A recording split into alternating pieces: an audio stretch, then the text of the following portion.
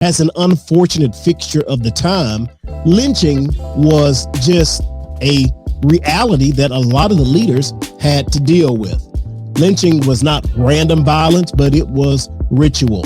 It was public, it was repetitive, and it was meant to teach Black men who they were not allowed to be.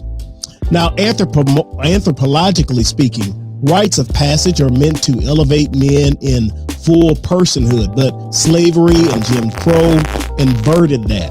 Status was lowered but never restored, and Pentecostalism responded with this within this context with a counter ritual. You may say, how do you respond to a ritual with a counter ritual?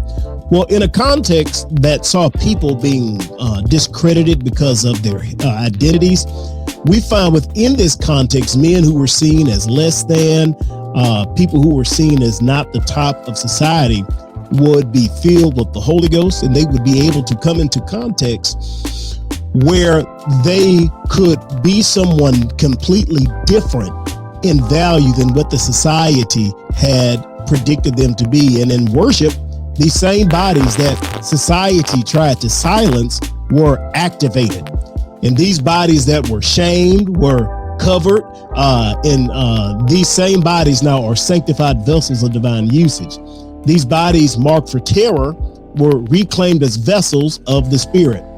And speaking in tongues matters here. And I think I'm going to have to make a note on this within this, is that in a world where Black speech was policed, and if it wasn't policed, it was just simply political, tongues required no permission.